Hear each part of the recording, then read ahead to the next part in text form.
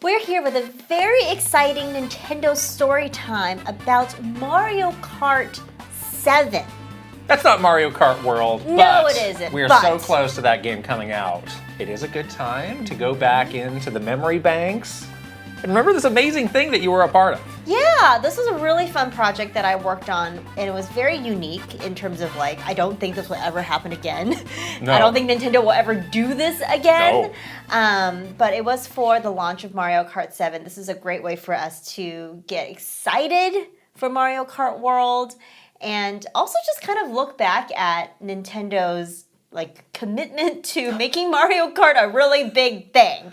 They have always had that sort of sense of Mario Kart being this game that like everybody can play Mario Kart. Everybody loves Mario Right. Kart. You don't need to be like a super, super dedicated Nintendo fan that follows every single piece of Nintendo news to love Mario Kart. And that's why Mario Kart World is a launch title for the Switch 2. Indeed. So this is about Mario Kart 7, which was a game that came out for the Nintendo 3DS. In 2011? In 2011. Yeah.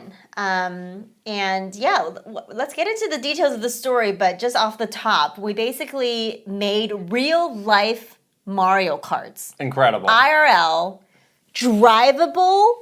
I drove one of these. Mario. Really? Did you? I did. That's the thing about this story is that you were much more closely involved with all of this than I was. I was very much on the periphery watching it happen. So Yeah. I'm excited here to just hear. I'm sure there's some things that I'm going to be learning today that are going to be fascinating. Yeah. Also, there were some really big and complicated looking things that I just did not have a hand in. I think of the Wii Sports Resort dumping the sand I did that. into Times Square. And I always thought, boy, I'm glad I'm not involved in that. That looks like a pain in the butt. That looks like a lot of work. Yeah. I'll focus on something else over here. And this, I also put this in this category. When I first heard about this, I was like, that's going to be pretty hard. Yeah. Anyway, back to my other thing. I know. There were a few moments in my career at Nintendo where there was sort of these requests to do something big. Or in the words of Reggie, a purple cow Yeah. idea. NBDB, never been done before. That's right, Yeah. NBDB. They should really make that cow in Mario Kart World purple. That would have been a purple cow. That should be your license plate, NBDB. Oh, that should be my. Yeah. I am the purple cow. No, so there were a few instances where we were kind of tasked to come up with something that is very much like, think big, guys, out of the box. Budget's not a question. Just think about something that would really, be different and BDB, never been done before. And it's usually for obviously very important games, and it's usually for the reasoning behind it is like, how do we do something so big that we get attention from people that are not Nintendo fans? Yes.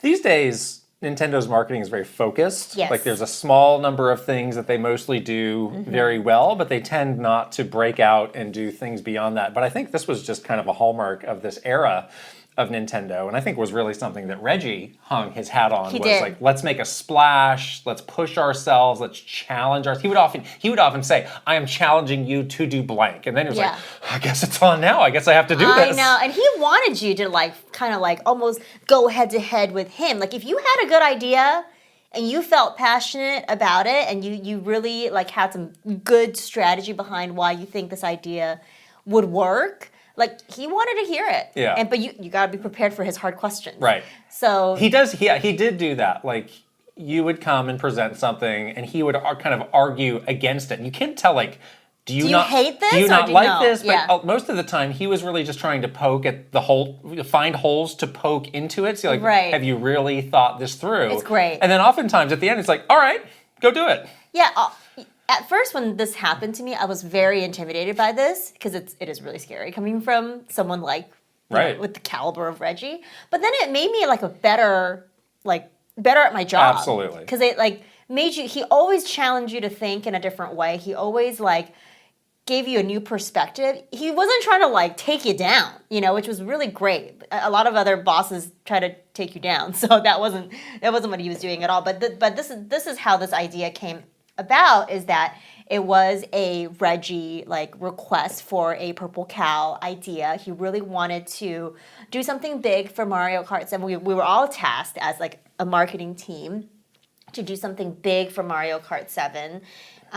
We all knew that this was going to be one of those breakout games for the 3DS. And in this era of the 3DS, things really were needed still a little shaky. Really needed it because the 3DS had come out earlier that year. It came out that March in the United States. Right. And again, the initial sales were pretty good, but then they just fell off a cliff, and we did that big dramatic price cut that led to the ambassador program. Hang your ambassador certificate on the wall, display it proudly. Yeah. So this was really no, if this platform is really going to get off the ground in the way that we need it to, this is the game that's gonna have to do it for us. Yeah, that's what we were saying at the beginning too. Nintendo really believes Mario Kart is a franchise that saves or launches platforms. It is, it's true. Into the next stratosphere. And so this was a lot of this has to work, we gotta make this work. This is our chance to come back from kind of the embarrassment of the 3DS launch and the struggles that we were having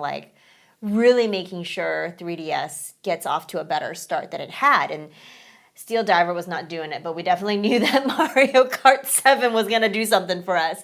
And, there's a lot of talk about this unique thing that the 3DS has, obviously, which is the glasses-free 3D. And, at that point in time, we were still kind of hanging our hat on that is the unique factor of that system, the unique feature of the 3DS, and how can we showcase that? It was so hard to do that because if you show a video of it, it's you can't. The video is not in 3D. It'll be a 2D. It's really difficult to kind of showcase that unless you are literally holding a 3DS and looking at it. Now I'm laughing because I remember that was something we really struggled with, and there were some ads that ran early on where it's you didn't even see the screen. You saw people holding up the system from the back doing basically a YouTube thumbnail face.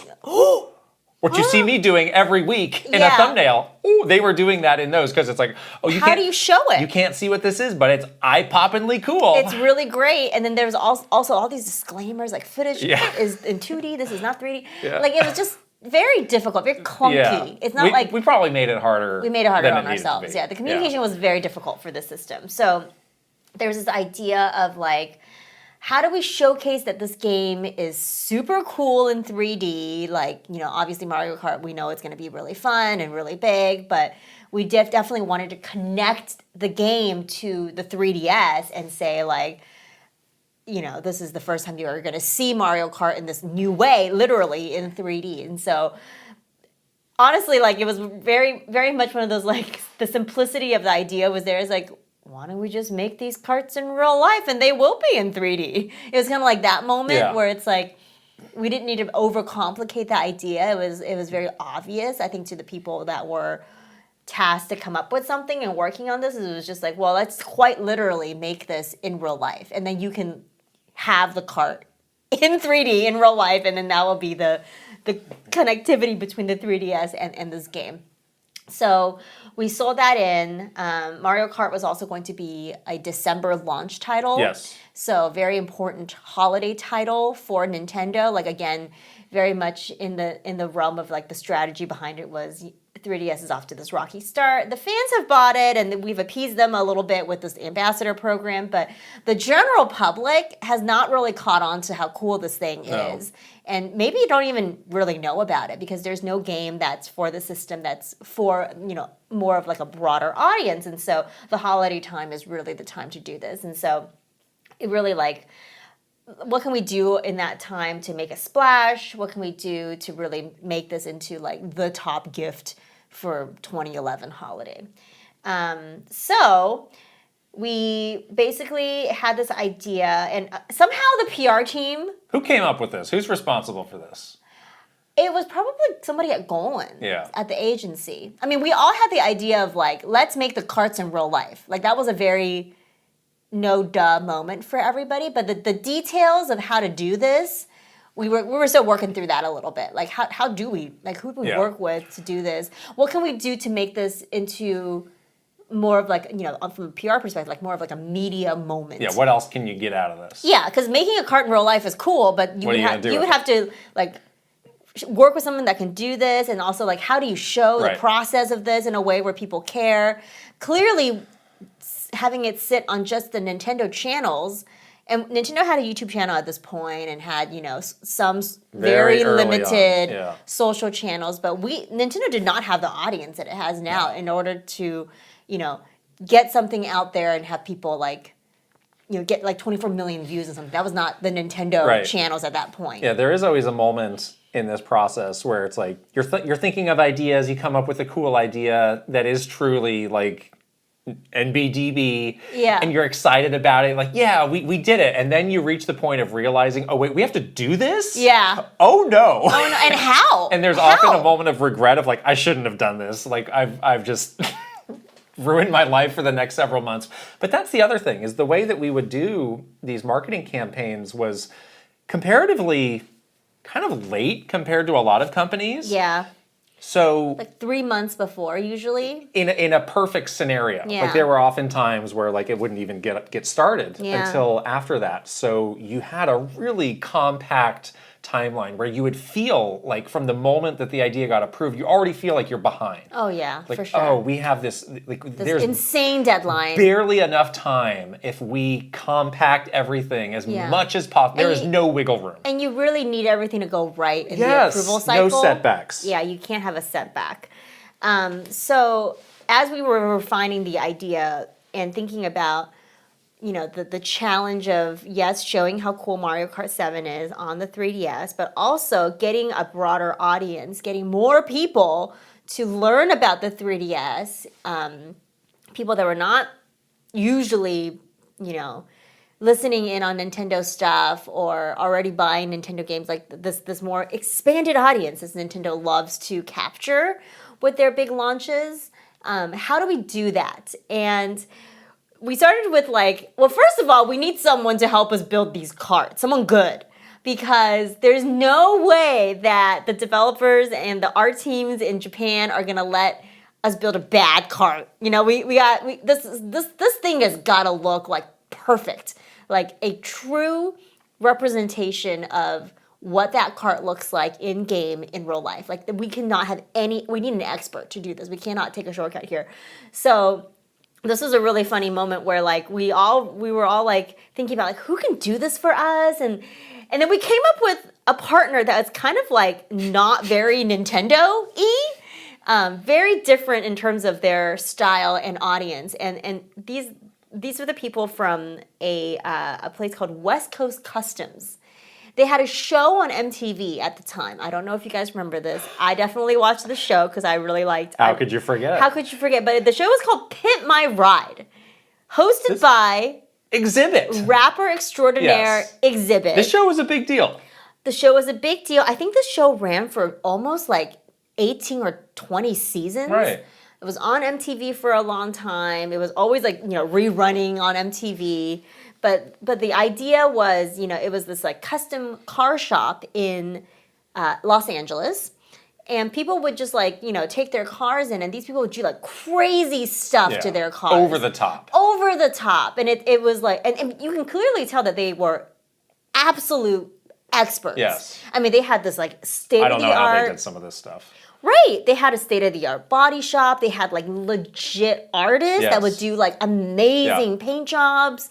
I mean, they were mechanics. It was everything. It wasn't just let me repaint your car to make it look cool. No. They would do some crazy stereo systems, and it was a very entertaining show to watch. Especially because they would go into the process of how they did some of this stuff, and we thought, this is it. We gotta work with these people to pimp our Mario Kart. They had so much experience, obviously making things look perfect, and they were experts in that.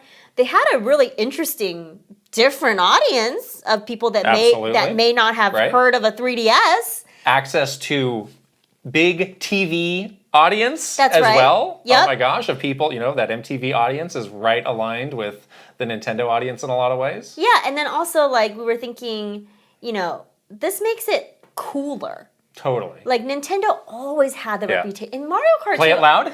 Oh yeah, you gotta play it loud, play it loud. Gotta get edgy, you know. Nintendo has always had that reputation, and definitely Mario Kart games sometimes have this reputation. It's a well-earned too. reputation. Very well earned, of course, of being like a little babyish, being Yeah. a little kiddie. You know, it's like, how do we get cool? How do we get cooler? This is how. Exhibit will make you cool. You rub some elbows. Mario rubs an elbow with Exhibit, and he's very cool. Now Mario has a tribal tattoo. Oh my gosh. Did she give him one? That's canonical. Just a stick-on, like a rub-on tattoo for the day. So we reached out to West Coast Customs and pitched our idea to them, asked them if they wanted to partner with us. They of course said yes. So they were in from They right were away. in from the jump. Okay. They were Interesting. very excited, actually, to work with us. And yeah, I mean, it's one of those things where, like, you don't know how far-reaching the love for Nintendo is, but it's very far-reaching. It is.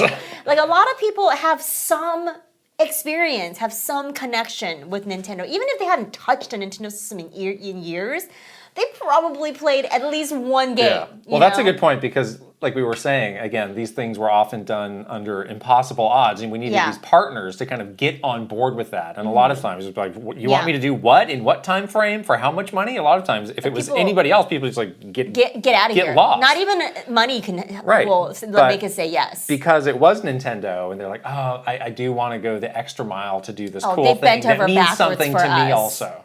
They bent over. I mean, they were the nicest people. They were so accommodating. And I remember, this was something that I just really was like overwhelmed. After we got them to sign on, I was like, so what? How do we do this? I have no experience with like body shops or car modding or like whatever. Like I think what y'all do is really cool, but tell me what you need from us, because I really don't know. Yeah. And so we were like kind of starting from this place of, a lot of times we do projects, we have some experience. Like, we can throw an event. We have some event planning experience. We have some experts in those fields. But this was one of those ones where it's just like coming in like completely like baby. Like, please, West Coast Customs, help us help you. I don't know. So basically, what they needed from us was a lot of different kinds of like art files. Yes. Files that we've never ever sent out publicly before. Right. You can't just show them a screenshot or a trailer. No, like they need a 3D model. If they're going to make it perfect, like they need as in-depth, as detailed as you can give them. Yeah, and a lot of these files were highly confidential. It's for developers. It's for developers, and they're like proprietary in-game models. Yes. That probably is like the backbone of all Mario Kart games. Right. And you cannot give these. And it's at like a higher resolution than what you're getting on a 3DS. It's like these like insane like Maya files. I remember we used a lot of those. Like some other stuff that I don't even remember what kind of files they were. I just passed them along. But it was really like stuff that we never worked and teams that we never worked with before either. It's like I'm gonna call up this developer and be like, hey, can I get access to your development files? And they're like, excuse me, what? Who are you? So we knew we needed some like really like we needed an executive advocate that could help us get the stuff. We needed a sponsor. So we called in like the biggest guns, not Reggie, but the second big gun in the company, which is Don James. Yes. Don James has since retired, but Don James was like day one NOA employee. Right. Like he was the one that you hear stories about, like wheeling stuff, like arcade machines. He just retired a few months ago and had logged over 40 years at Nintendo of America. Exactly. Starting in the very early 80s. He was literally like employee number 2 or something like that. Right. So because he was there since the beginning, the thing with these employees that have this longevity is they have trust. Yeah. From Japan. Right. They have these relationships. And it really helped that he was the head of operations at the time. The design team fell under him. And he was often the lead for E3, where we were creating a lot of large-scale models of things. So he has a lot of experience. So I think he could say, like, I have some experience doing things like this, and I kind of know how to operate with NCL to get the things that we need and to kind of make them feel comfortable that this is going to work out. Exactly. And He just happens to be like the world's biggest Mario Kart fan. It's true. And he plays Mario Kart for the entirety of his career. It's really true. I think he played Mario Kart every single day Yeah. at 4 o'clock with his team until he retired. A daily meeting scheduled to And play Mario Kart. anybody can join too. Like Yeah. I've joined a couple of those meetings before and played with them. Right. And like he's legit good. Oh, yeah. And he's like super passionate about Right. like That Mario is- Kart. that That is was like very his true. jam. So he Yeah. again, it was one of those things where I called him up and I was like, Don James, Help. can you please help me? And he was like, I got you. I'm here for you. And I was like, I love this. Yes. Thank God. So I sent him in to go get. After his first response, which was also, who are you? Who are you? ma'am, Missy, who are you now? But he was instrumental in like making this into, you know, a reality and helping us get what we needed in this very short timeline for West Coast Customs to make this stuff. So yeah, he was basically like getting me all sorts of different crazy files from Japan and really was there to like look at the stuff that West Coast, like, you know, they've created hundreds of like mock-ups and, you know, design drawings of what the carts were going to look like. Oh, by the way, we didn't just build one cart, we built 2 carts. That's right. Yeah, so, you know, really over-deliver there. Because we were like, should we build 1 or 2? I'm like, no, we have to race them. We have to build 2, obviously. So they did Mario's standard cart. Yes. We had to do that, obviously. Obviously. But then they also did the Bumblebee. The Bumblebee, Do you remember yes. how they decided, oh, this is the other one that we're going to do? I think they wanted to do something that was like a little bit wackier. More out there. Because Right. some of the other cards do kind of still look like cars. Right. We wanted to do something that was more like Yeah. playful. And this was the first game that introduced the kind of building your cart Yes, element exactly. to it. So, okay. Yeah, and then this is also one of the first carts where we had the glider. Yes. And so we had to have the glider on Mario's Right, cart as right, well, of which course. was very difficult to do. Just by like the a way. normal So car has. I will definitely tell the glider part of the story because I was like, this thing is going to tip What? over. We're going to die. We're going to crash this cart. Oh we're my going to fly. We're going to fly. No, not we're going to die. fly. Let's drive it off a cliff and see what happens. Yeah. So Don James became my buddy, and we started to, you know, get everything that was needed for West Coast Customs to do their thing. They use these like street legal golf carts as sort of the base for Yeah, it. you've probably seen these on the road before Yeah. and asked yourself, well, what the heck is that? Like, should that even be on the road? And it is this kind of hybrid golf cart thing, but you can drive. I don't think it can go on the freeway because No. it has no doors. But you can actually take that on an actual road Yeah. and drive around. Yeah, and the carts could go up to, they were very heavy after Yeah. we put all the stuff on. Right. So I think their max, like their top speed is about like 20 miles an hour. Still. Which is pretty fast still. I mean, the fact that these can drive at all, I think, is a real the achievement. acceleration was very slow. Right. But it's not like Mario Kart acceleration. You're Because like, look bam. at what look at the base of what this is. Like they Yeah. really stripped that down. Oh yeah, it was to just like it was just a chassis. the That's base pretty much it. platform Yeah. and built literally everything else on top of that. Yeah, and they like modded the engine and stuff I'll for more bet. power and Yeah. stuff because it got so heavy Yeah. that we were like scared that it wouldn't go at all, which would be really lame. Right.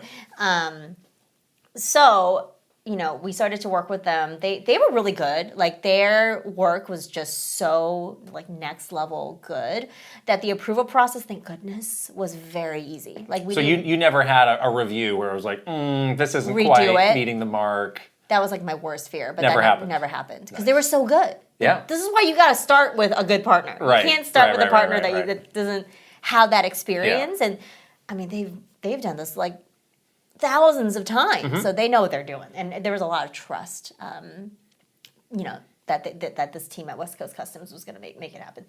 And those files were so secret that, you know, we were like, we gotta make sure you delete these after, like truly delete them. So towards the end of the cart creation, like when they were almost done, like, you know, kind of like a week from being done, me and Dawn, we went to West Coast Customs Yeah. and we sat in their workshop basically for a week as they wrapped up the last bits of production on these Yes. carts. In Corona, West Covina, West Covina, excuse me. California. Yeah, it was. It was in the middle of nowhere. Yeah, so Don and I basically just like hung out there. We had like a bunch of like media things happen as well. Like like ABC News came out and did a big segment on this. And, we had like people that were like news, very like high-end. So at West Coast Customs, they came out to see it. Okay. And they came out to do like, so I was like managing some of that stuff, and they were like driving the carts and filming and doing. We did have a great segment where the person that was the host from ABC, she was like driving the carts and eating a banana and throwing the peels behind her. Oh man. I had to like run down the street and like pick up the peels, but it was cute. It was wonderful. Like, I mean, this is what you wanted. Right. You wanted this like real life spectacle, like brought to life. It's one of those things that was a little bit ahead of its time, because you think again like, all of this YouTube content creator thing was not really in its full bloom as it is now. And you think of an idea like this today, like how much more could be done with this and how many more people could do something unique with it. I mean, you guys did the absolute most that you could in 2011, but it's like, imagine if they did this again today, like for Mario Kart. Make all 40 carts. Mr. Beast, get on it. Get a real cow to drive. Get a real the cart. Teach a real cow to drive. There you go. That's a great idea. I mean, we had people who milked real cows in real life for 1-2 Switch. This could happen. Connect the dots with cows. That could happen. This could happen. Yes. I really loved my time with Don James that we spent with. So who you did not really know that well. I didn't know that well at the time. I worked with him very professionally, like marginally on E3, which he was always the lead of E3. So there were certain things that you have to go to Don, for approval. But we had a lot of downtime, is a thing, when we were there for a week, and it was like, okay, you come out and look at it and approve this part of it. We go out there and look at it, and then we would just be like, then they'll be like, okay, go back into that room so you're out of our way. And you can just do whatever. And so we just spent like a lot of time like hanging out, And Don, since he's been at Nintendo for so long, he's just like a history book of Nintendo stories and memories. He told me some stuff I shan't be repeating ever. I will be taking some of these stories to my very grave. Wow. Because they were so salacious. I was like, oh my goodness. So yeah, Don, your secret's safe. It was a different time. It's a different That's time. all you can say. It's a long time. Yeah. It's been a long time. A lot of things have happened. But it was fun. Like, it was cool to be with him. And again, he's a legend. And so getting to spend time and just like listening to him, like shooting the breeze with Don James for 5 days in the middle of nowhere, California, was pretty great. It was a treat. It was a treat. Truly, it was really fun. So you might be asking, what are you going to do with these carts? Right. What was the plan for these things once they were built? So we had this grand idea of doing like a true like auto reveal. So fortuitously, there was the LA Auto Show that was happening in December. Great timing. Yes, I think we did plan it this way. But anyhow. And we were like, perfect. We will get space at the LA Auto Show, which is ironically in the LACC. I didn't like that. And so when you were there, you're like, this isn't E3. Wait a minute. This is December. This is I don't different. like this. Yeah. Also, a little quick aside about the LA Auto Show. Mr. Fujibayashi. You took him. Who is a huge fan of cars after the TGAs was like, I don't care what y'all are doing. I'm going to the LA Auto Show. And we were like, okay. it's literally right there. Down the street. Down the street. Enjoy. So he was an attendee at the LA Auto Show, not in 2011, but yeah. So we were like, yes, let's do this big sort of unveil of these cars, like in the true like spirit of BMW unveiling their next car. Pull the sheet off. We got of the it. silk sheet, we got the whole we had the press thing. Right. I mean, it was so fun too because at Nintendo we usually work with the same kinds of press. Yeah. Like you got your gaming press. We knew them all. Your tech press. I mean, they were great. But you never really got out of that circle, really. But we were working with Autoblog, all of these true car enthusiasts, and I was like, oh, this is a different feeling, of this is kind of media relations is really different than gaming and tech. And that's again what we wanted. We wanted a different audience to get exposure to Mario Kart in like a really fun way. And so yeah, that's what we did. Reggie was there at the LA Auto Show for the big unveil with the head of West Coast Customs, and we did the whole thing. Mario, pull the sheet. The cars were unveiled. Beautiful women with 3DSs attached to them came to. Perfect for the auto show, by the way. It's like that thing's like from The Simpsons. Do you come with the car? Oh,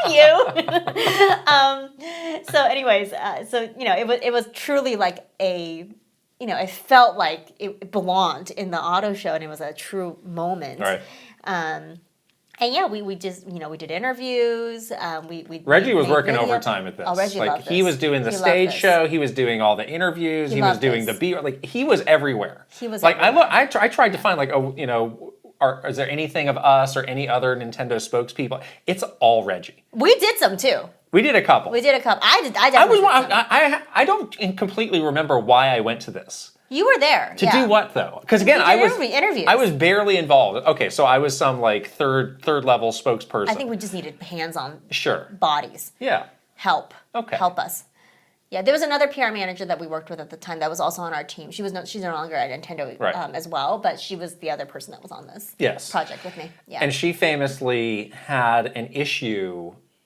Let us know that we were staying at a haunted hotel. Well, okay, this is actually Reggie's fault. I'm just gonna call him out right here. I love you, Reggie, but I was not happy with what you did here. So we were in LA, and there is a hotel in LA called the Millennium Biltmore Hotel. Yes. If that name sounds familiar to you, it should, because this is the last known location of the Black Dahlia. Oh, really? Before she was brutally murdered. I didn't know the story of this. She like made a call from the hotel, and then later that night was brutally murdered. Okay. And so this hotel is very famous for that purpose. The hotel is very like Art Deco, old-timey. Yes. Old-timey. Like LA Noir. Very style. LA Noir. I mean, very Black Dahlia. Like it's like that era, right? And they kind of lean into it a little bit. This is part of like LA history kind of thing. But Reggie really liked this hotel for some reason. I don't know why, because it was not great. This was his personal request. Like, I want us to stay here. Yes, he made us stay there.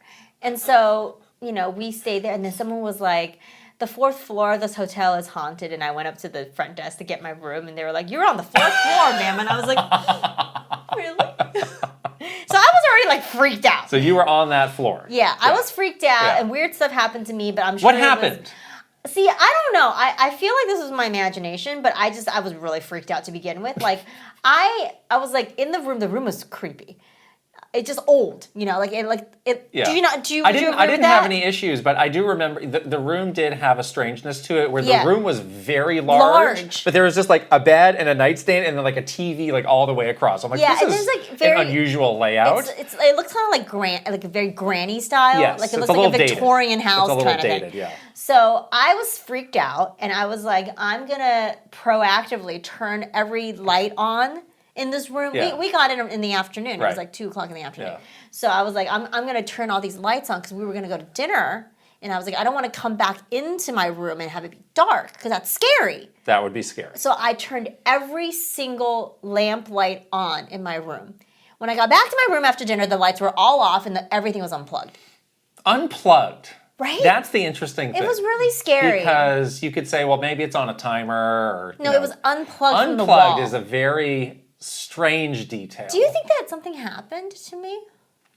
Well, clearly something happened if they got unplugged. Do you think the maids were doing it to freak me out? I don't think they would do that. Because they're like trying to play into the hauntedness of this I don't hotel? think they should do that. I don't think they should, but do you think they would? No, because what happened was the person who was leading this whole thing, she's like, I'm out of here. Well, she had an even worse experience than me. Yeah, what happened to her? She said that in the middle of the night, she woke up and she felt like someone was sitting on her chest. It was like 2:00 in the morning. Oh, no. And she woke up and said, I mean, we stayed. We stayed in that hotel. We did not leave. Like, we just stayed. I mean, aside from the room being strange, I didn't have an issue. But I don't think I was on that floor either. Oh, jeez. So she wakes up in the middle of the night, and she said that she felt someone was sitting on her chest, and she was like freaked out. Yeah, this is not good for business. No, not good for business. And maybe, again, I'm not ruling out the supernatural because placebo effect. but it could have been. Yeah, anything could have been. In any case, I'm scared. I had a nightmare. You're not going to discount the fact that she was feeling very uncomfortable. Yes. So she leaves the hotel at like 2 a.m. and checks into a different hotel. And she comes the next day, the day of the unveiling, and she's like, I'm exhausted. I've only slept 2 hours. I had to change hotels because I was so freaked out. I had this experience. It was really scary. I didn't like it. I like left. I was like, oh. What did Reggie say to that? Too bad. Not my problem. Classic Reggie line.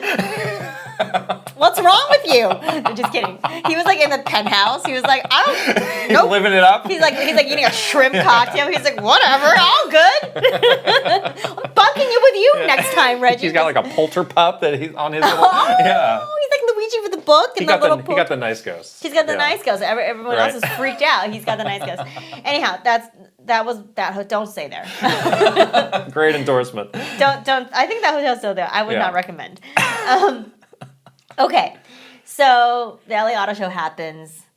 It was fantastic. I mean, it was just like such a super cool. Right. I mean, there is this kind of like ooh feeling when they pull the sheet, the silk sheet off of a car. The big reveal. That's very cool. Like that reveal feeling. It does. I mean, I've seen these carts. Right. You know, I watched them get built. Yeah. But yeah, having that reveal moment was truly amazing. Yeah. Like it was just I was like feeling some type of way. I'm like, wow, this is cool. You know, this is really interesting.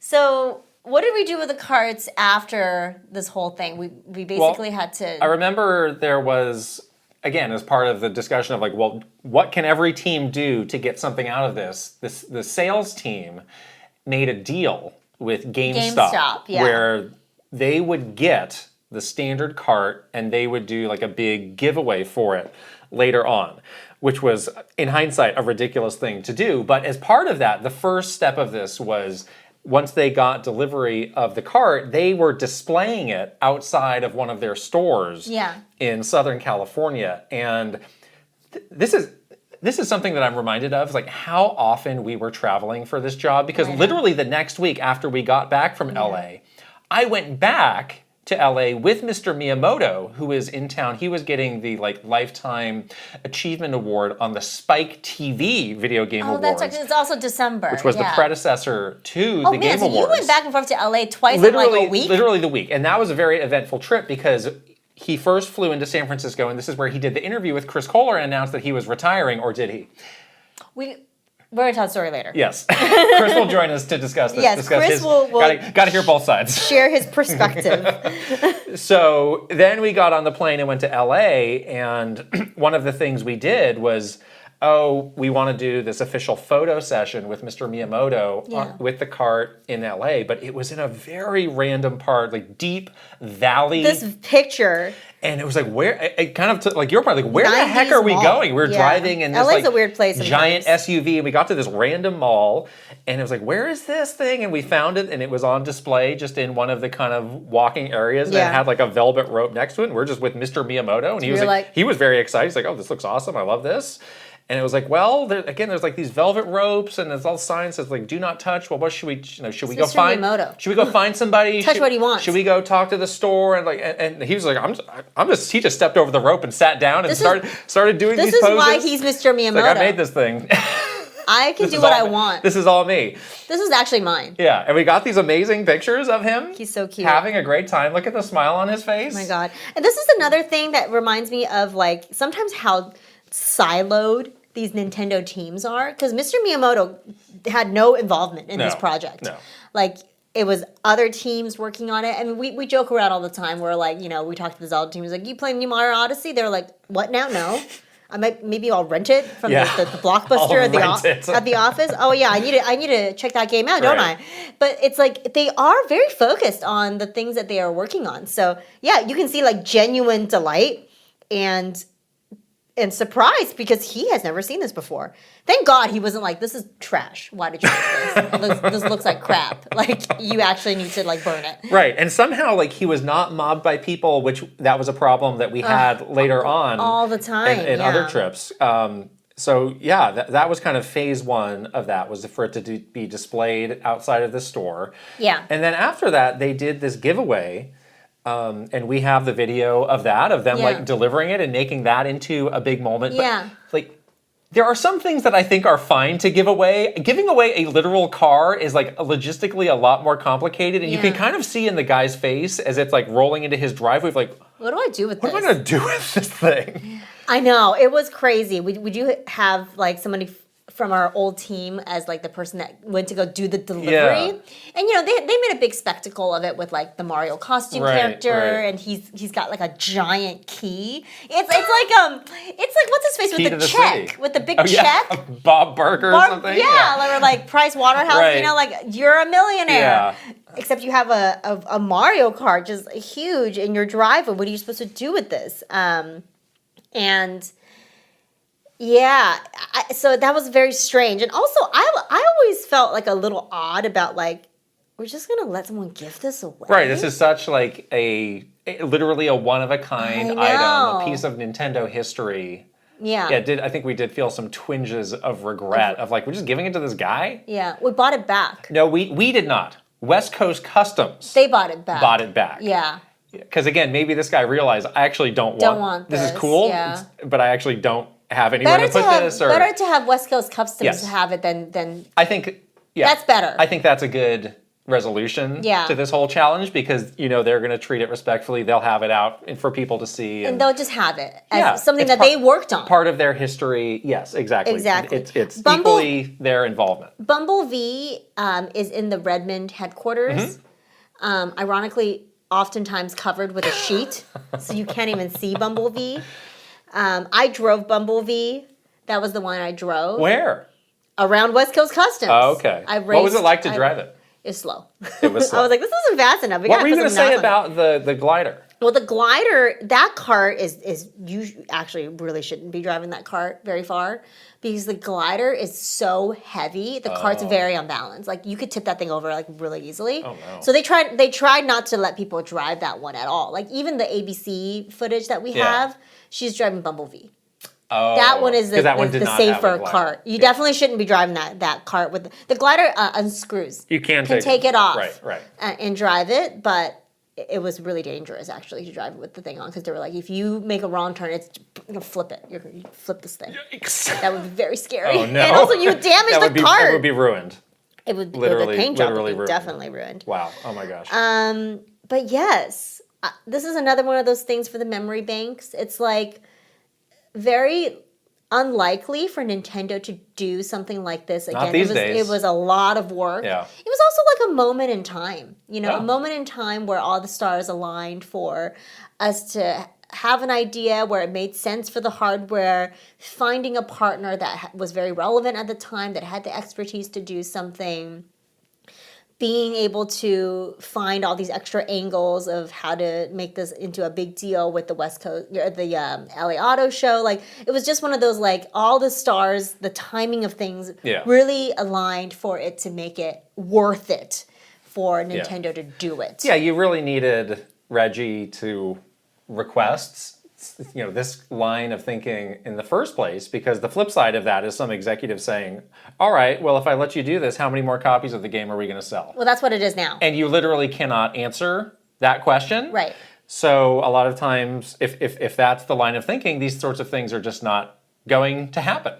Exactly. And I think it's a fair question to ask when you're spending that much money. But again, Reggie saw kind of a higher vision and purpose to these sorts of things. Exactly. And Nintendo is in such a different place now with their marketing, where it's very straightforward. They found these, you know, very controlled channels to share information and get people excited through these Nintendo Directs, and they just simply don't do this anymore. And I think they feel as a company they don't have a need to do this kind of stuff anymore. So weren't we lucky sometimes to have lived through a different era at Nintendo where these things were things that we got a chance to work on? Yes, it was very hard. I feel very lucky that I could watch it from a distance and not have to do it. It was very hard and very challenging, but what a great experience. Yeah. To have Right. to get to do something like this, to work with all these cool people, and I learned a lot about customizing cars. So